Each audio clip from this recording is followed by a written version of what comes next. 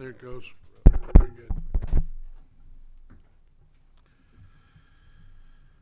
Good morning, everybody. Welcome to the City of Parker Council meeting for the 8th of June. Today we only have one item on the agenda, so moving right along to the invocation. Everybody please stand. Mr. Chappell, you're up, my brother. Oh, Lord, bless this council as we go another step forward in improving the citizens of Parker, and bless our fire department, bless our police department, that they will stay out of harm's way. I ask you in this name. Amen. Amen. I pledge allegiance to the flag of the United States of America and to the republic for which it stands, one nation, under God, indivisible, liberty and justice for all. Okay. Will you call the roll, please? Yes, sir. Miss Barrow? Here. Miss Botifer? Here. Mr. Chappell? Here. Mr. Haney? Mayor Kelly? Here, thank you, ma'am. If there's anybody in the audience that would like to come to the podium, state your name and address if you'd like to talk about something that is not on the agenda today. Anybody?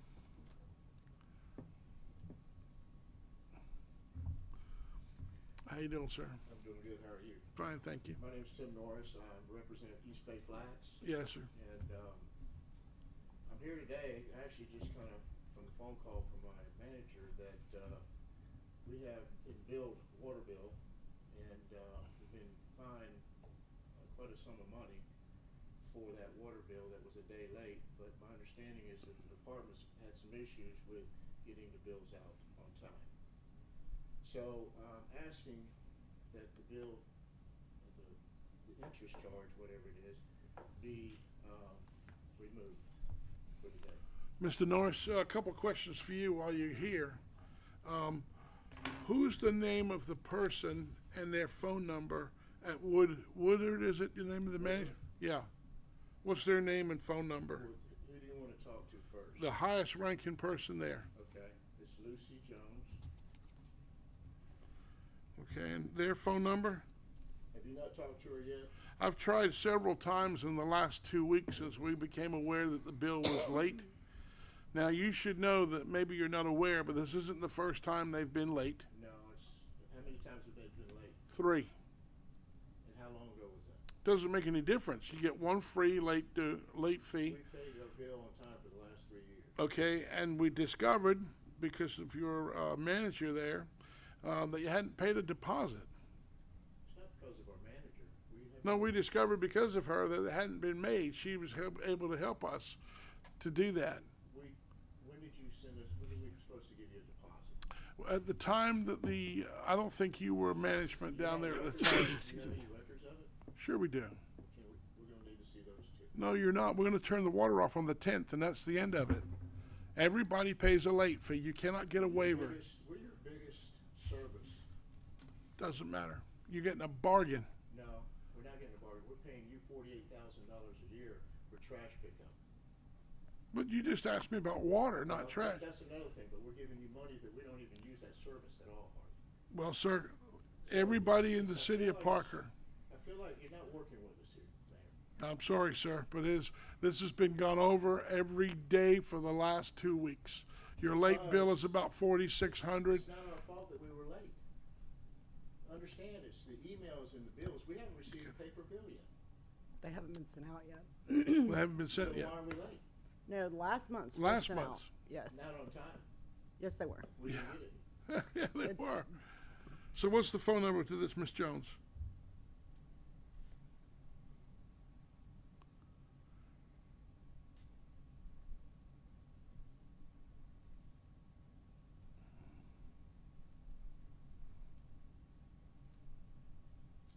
Seven oh six, Thank you. 888, Yeah. 2470. Okay, thank you. One other thing that you should be aware of, when the ladies at the front office call to explain why a water bill is late, why a water bill is what it is and why it's billed the way it is, berating them and talking to them the way they were spoke to on the phone will not get any dearest from me. It will not. If anybody calls that office and berates those ladies like happened last week, I will not do anything for anybody. My understanding is you do the same thing. Okay, sir. You might want to be careful who you talk to, too. Oh, no, I'm being very careful, because I knew this was going to come out to play. So I need a deposit of almost 11,000, and I need a late notice of 4/6/66. If not on the 10th, like everybody else in Parker that doesn't pay their water bill, it'll be turned off. Okay. Call Lucy. Thank you, sir. Any discussion on this, council? Is that like one bill for all of them? So what happens is they bill the apartments individually and collect the money, and then we send them a bill for the gallons used in the apartment complex. Their average monthly bill is about 31,000. And when they transitioned from the construction company to the rental company, they never paid a deposit. But I was unaware of that until last week when I looked at the late notice, and then I was in the back office when the lady called the manager down there, and she started hollering and screaming at her. And this gentleman right here just sat here and told you a lie. I never yelled at nobody. I didn't. I can show you the recording. Okay. So anyway, your time's up. You had 3 minutes. That's the bill. On the 10th, the water's getting cut off. Thank you, sir. Anyway, I'll try to answer your question, Ms. Barrett. What was your question? Each one of them gets a water bill? Yes, they bill each person individually. They do. The company does. And they collect all the money from all of the employee for the, she referred to them as doors, the doors. That was each apartment, I guess. There's a bulk meter. And then we have a bulk unit that we bill them from. And then each month when Mr. Summerlin reads the bills, there is just occasionally, there is they did not know, can you believe it, till last Friday or Thursday, they could do electronic payments to the city. That was the guff they gave us last week. I've heard so many lies last week, so many stories. One of the stories they told us in management was that the property had recently been sold and they were suffering financial disparity. I don't care. It's my job to make sure that the money that belongs to the city is properly managed, and my staff have told me that it was properly managed. So they collect all the money from them? Right. And they turn around and pay the city? Correct. the money? Well, I think what they do is they send it into this company called Woodruff, I think it's called. I don't have my notes right here. And then they send us a check with that bill. And they didn't. And this is the third time that I've been made aware of. So, My question is, if you're gonna come in here and ask for a favor, that wasn't the right attitude to have, to ask for a favor. you should have heard the way they talk to the gals in the front office. Let me answer that phone one day. Let me answer that phone one day. So what we do is a courtesy when people are going to be late, they give them a heads up. But there's a lot of people that are late, and everybody pays the fine, you know.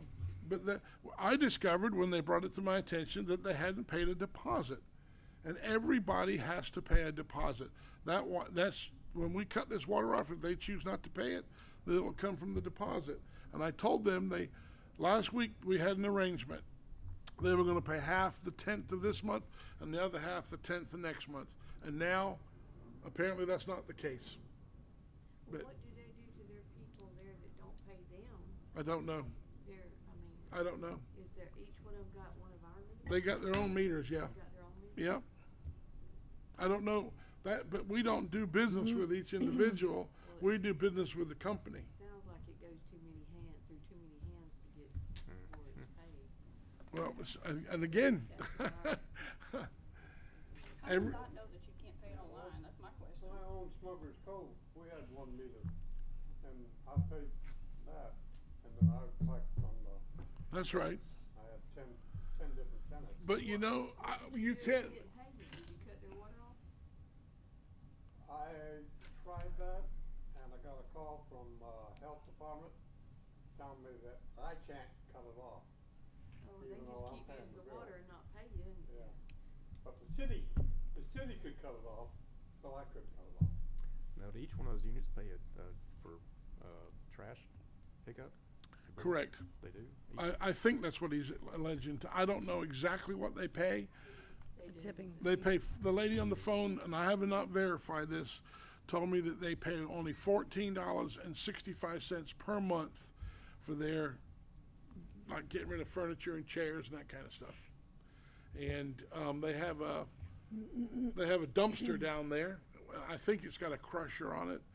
They have some, I'm not really sure exactly how the garbage is picked up, but they have garbage service, they have power, they have water and sewer from us. And frankly, it's not acceptable to call here and talk to them the way that they did. Of course, that's never right. It's never right, John. So bad that the lady that it was beaten on, before I knew what was happening, I came out in the hallway for an unrelated issue, and she's standing in the hallway crying because she'd been talked to like that.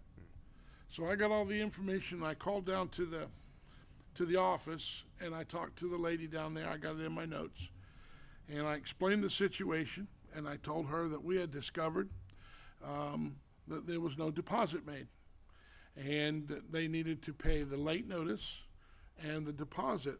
And she told the girls up front that they'd recently sold the property and that the new people were not collecting the rate of the revenue like they should have done. They were going through some financial difficulties and they could only pay it half now and half later. So I told her that that would be acceptable, that she could pay half by the 10th of this month and that she could pay the other half by the 10th of next month. And we agreed on that a week ago. And I never berated her or talked badly to her. If there was anything that happened, it was the way they spoke to the gals in the front office who have no control over people being late. They just sit there and collect the money and deposit it. That's what they do. And I'm not going to change my mind. It is what it is. If you're late, John, if I'm late, all of us, any of us, we got to pay the bill. Just is. That's true. Yes, ma'am, go ahead. Did you have something, Tanya? No, I'm done. I mean, you guys satisfied with it? I mean, Mr. Sumlin, did you have something you wanted to add? I was gonna say, they do pay trash, I was gonna confirm, they do pay trash in all the units, and they have been using that service, and even the maintenance people at that facility have been using that service. So we have been, when it first started off, it was a big to-do, so we started photographing everything they put outside the road just to prove that they were using the service, but then it started becoming more frequent that they were using the service, and then the maintenance company started using the service, so we kinda just, it kinda has not been. I got the feeling, like, listening to Mr. Norris, that he thinks that they shouldn't have to pay that. Well, they did. It actually went through the attorney way back when they first, Yeah, because I they tried to remember dispute it. And it's in the ordinance. Everybody's got to pay it. Everybody's gotta pay it. And so they have been using it. Like I said, it was for weeks there, it was just a set of mattresses almost every week sitting out by their units. But They have been using the service. But I will say to you, When they move out, they dump it all by the road and we clean it up. that's right. And you don't know that somebody ain't dumping their own stuff there either, so. Well, we normally try to call when it's really excessive to verify it came from them. And that's how we found out the maintenance service was using it also, because they were putting all their vegetation out there. I got calls from, the apartment complex on, Hickory, said that they never use it. And they was wondering why we had to pay $13. I said, everybody in Parker pays that. That's right. And, they say, well, we don't use it. I said, well, I mean, that's your But option. I got the feeling from the way he spoke to me that like we're doing something to his organization, but that's not the case. This is the standard that we follow for everybody. Everybody pays their own bills. And if you don't pay your bill, Mr. Sumlin has a list, and he goes out on the 10th, and he turns off all the businesses and people who didn't pay. They just do.